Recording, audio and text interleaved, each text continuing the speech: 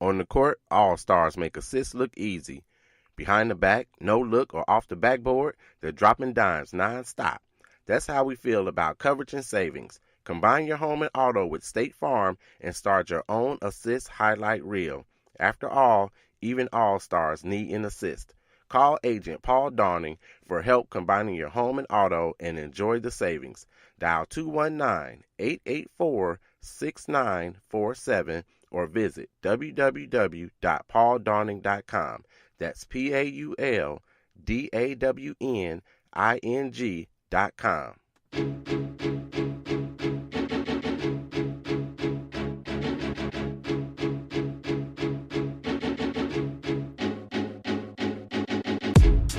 Good afternoon, and welcome to the 800 Credit Score Man Show. I am your host, Kevin King. He is I, and I am him, the 800 Credit Score Man himself. And again, thank each and every one of you for coming in and listening to the 800 Credit Score Man Show. You know that I truly, truly appreciate it. Please share this show with all of your friends and your family, everybody that you have on Facebook and Instagram and all over the place in social media. Please share this show. Let's not keep this show the best kept secret in podcast. So again, thank each and every one of you guys for coming in and listening to the show. 1:30 Central Standard Time every Saturday. I really do appreciate it. So look, what are we going to talk about today? We're going to get back to what we were talking about before the whole Equifax breach happened and whatnot. I will give you some updates about what's going on and some things that you need to know about the Equifax breach. But today we're going to get back to the whole point and purpose of this show, which is what? The point and purpose of this show is to help you increase your credit scores. When you increase those credit scores, you're going to lower the interest rates that you're going to pay, and that's going to save you money, put money in your pocket. So we're going to do that. And of course, we're going to have the question of the day today as well. And we'll also do the shout outs and everything else that we do when it comes to the 800 Credit Score Man Show. So again, thank you for coming in and listening to the show. So before I start, I want to give this shout out right at the top of the show. I want to shout out Sherrod Denson. Sherrod Denson celebrated a birthday. I'm going to tell his age. Sherrod turned 29 earlier this week. So I want to say happy birthday to you, Sherrod. And then I also want to give a big shout out also to Norman Bacon. Norman Bacon celebrated a birthday as well. So happy birthday. His birthday was actually yesterday. So happy birthday to Norman Bacon. I call him Uncle Skippy. That's my uncle, Uncle Skippy. So happy birthday to you as well. All right, so let's jump into the show today. Today we're going to talk about several things, but for the most part, we're going to talk about how in the world can something be simple and difficult at the same time. Like, is that even possible? And if you are in this world, you know there are some things that are simple, but they're also difficult at the same time. So when it comes to your credit, yes, it's absolutely simple, but it's difficult at the same time. It's simple because if you pay on time, if you don't let accounts go into default or collections, and you watch your credit card usage, you should be fine. That's the simple part. It's always easier, though. It's easier said than done. The difficulty is climbing out of that hole. When you find yourself in that hole, when you have a credit issue, some of the issues are from being irresponsible, and then other issues are outside of your control, like if you have fraud or if you lose a job or a divorce, etc., etc. There are so many things that could impact your financial life, which could impact your credit as well. So yes, it is simple and it is difficult at the same time. Like I said, if you make your payments on time, then you should have a pretty good credit score, right?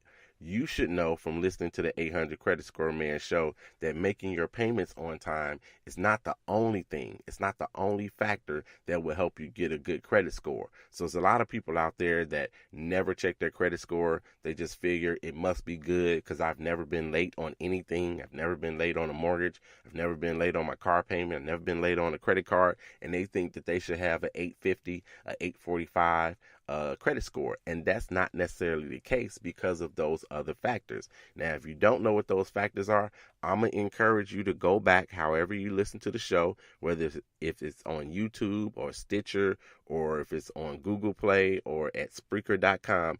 Go back and find the episodes that tell you about all the factors that go into creating your credit score. And then you'll know that it's not as simple as just making your payments on time. So let's explore today some of the things that you should do or not do to help you with your credit score. First thing I'm going to say to you is to never be 30 days late. I'm not going to continue to tell you to make your payments on time because, of course, you should know that most of the time it's possible. But it's that one or that two, three times or that rare occasion when you don't make those payments on time. Just never be 30 days late. So if it's something that reports to your credit bureau, and it could be your credit card or your mortgage or your car payment or a bank loan, if it reports to your credit bureau, you do not want to be 30 days late. Now, it might be okay if you're 30 days late on your cable bill. They're not necessarily going to sue you. It's not going to show up on your credit report if you're 30 days late, you haven't canceled them at all, something like that. You're continuing service with them. If they turn it off, you can get it turned back on. Maybe the same thing happens with your utilities as well. If you fall behind on utilities, then they cut your lights off. And that doesn't mean that it's going to collections right then. That day, you have an opportunity to get your lights back on. You do need lights, right? So it's not everything, but definitely the things that show up on your credit report. So just never be 30 days late. If you're going to be late, just don't let that account be 30 days late. And it happens sometimes to people when you forget a payment, especially with something like a credit card. Let's say you forget a payment. You got 5 credit cards and one of them slipped your mind 1 month. When you get the next statement in the mail and you be like, oh my God, I forgot that payment. Don't wait. Your payment, your statement in the mail is going to come to you in the mail, and it's going to tell you about the next month. So you're due the next month and how much that particular payment is and what your late charge was and all of those things. Don't wait till that's due. Pay it right away. Pay it right then. You realize that you were late. At least pay whatever the minimum balance was the minimum payment was that you should have paid the month prior. Pay that right away, and then yet again, make your payment the next month. You do not want to fall behind on any of those things. So make sure that you do that. And then, secondly, I would like to say that if you have an issue with your creditors, whatever it is, call the creditor. Call the creditor. It doesn't matter if it's with a credit card or a car loan or even a bank loan. Explore your options. You may have options that you are unaware of. So you may have the option to refinance if that's something that you need to do. You may have the option to skip a payment. You may have the option to only pay the interest on it. So you may not have the full payment. If you have a payment that's due and it's let's say it's $500, but the interest on it every month is about $70, then maybe they'll allow you just to pay the interest to keep your account current, which means it's not going to show up on your credit report as being late at all. So that's going to help you stay out of trouble, help you not dig that hole where you're going to have issues and have to climb out of those things. So you want to make sure that you do that as well. So I'm going to take a pause real quick, and we're going to do another shout out because I got a few of those I need to give out today. So we're going to do another shout out right quick. And so I want to shout out Mary Bacon. Mary Bacon celebrated a birthday as well. So happy birthday to you, Mary Bacon, out of Indianapolis. I also want to give a shout out to Harambe Purnell. Harambe and I go way, way back. We played baseball together when we were shorties. I think we went to high school together for a little bit. So I want to say happy birthday to you, Harambe Purnell, a member of Phi Beta Sigma fraternity. So happy birthday to you, man. And I've got to give a huge anniversary shout out. 20 years in the marriage game, Jimmy and Erica Meadows. So happy anniversary to you guys. I remember that wedding like it was yesterday. A beautiful red and white wedding 20 years ago, of which I was in that wedding as well. So happy anniversary to you guys as well. All right, so let's jump back into some of the things that you should do or you shouldn't do when it comes to your credit and making sure that you get the best credit score that you can get. You should know that the better your credit score, and your credit scores run from what? from 300 to 850. The better your credit score, then the better it is for you in regards to interest, the easier it is for you to get approved for loans. Doesn't matter if it's a mortgage or if it's, you're just going to the furniture store and you're getting a credit card because you're buying new furniture or appliances or whatever it is, you're going to get the best of the best. Now, it does also make it easier. Oftentimes, if you've got a good credit score, they're not looking at all the small details to make sure that you are who you are and all of the things that go into that. If you got a borderline credit score, then they're going to look at your application with a fine-tooth comb. They're going to get their magnifying glass out. They want to make sure that you actually work where you say you work, that you actually make the money that you say you make. If you have a better credit score, I have bought cars without ever giving a pay stub to anybody. I mean, drove off the lot, I'm gone, and please bring something back to us tomorrow because my credit score is that good. And they trust people with a good credit score. So if your credit score is borderline, rest assured you're going to have to, you got to bring your ID. It's got to match what's on your credit report. They want to wait till tomorrow so they can call and verify that you work where you say you work. They want that paycheck stub. All those things. They want to know about everything in your life because of where your credit score fits. So you've got to make sure that you have all that documentation. And if you have a better credit score, trust me, it is much easier for you to go ahead and navigate through these financial systems that you might need. All right, so we talked about the fact that you should call your creditor. I mean, just bare minimum, go ahead and call your creditor. It's not as difficult as you think. If you got a credit card, look on the back, 800 number, give them a call and see what they have to say. So let's move on to the next thing. So if you receive a letter, let's say it's from your cable company, that you may go to collections, do not ignore that letter. Do not ignore that letter. Call them as well. Even if you don't have the money at the time, you may be able to buy yourself some time.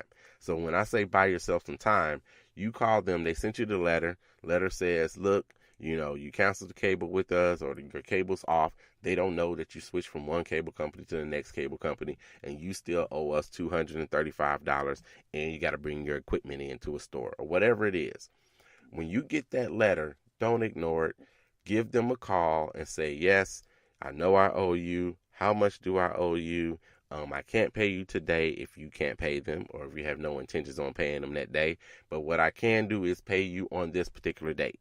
So if you say, yes, I can go ahead and I can pay you on this particular date, then that'll buy you some time. So even if you don't have the money right then, that'll buy you some time. So it's important that you have communication with them because that'll stop them. That will stop them. If you promise to pay, that'll stop them from sending you to the next level. The next level may be collections. And the next level may simply be, you're going to get bumped up to the next aggressive person that's going to call you or what have you, or start calling your job or, calling your home at dinner time, interrupting and all of those things. But that will keep people at bay. Trust me.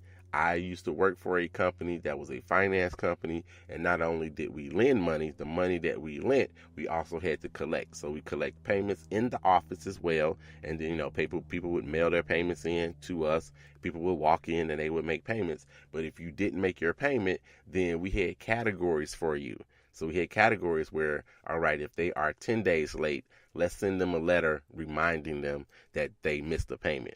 And when it comes to 15 days late, then we say, okay, now it's time to pick up the phone and give them a call.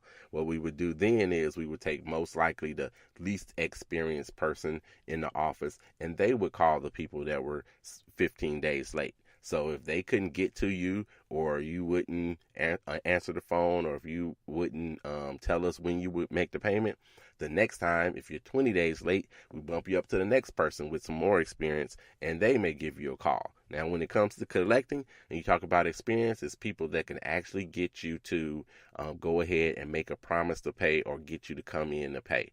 And then the last thing, when I was the manager of it, if you were 30 or 45 or 60 days late, then I'm going to be calling you as the manager. And I'm a little more aggressive when I call you because you're so far behind and I had more experience as well to get you to come in and make that payment. And then I also, as the manager, had the ability to make the judgment call of what do we do next with this person. Do we send this person to collections? Do we go ahead and sue this person because this person has said, hey, I'm just not paying you? Why bother with the collections portion? Let's go ahead and get a judgment against them. Maybe we can garnish their wages, things of that nature. That's pretty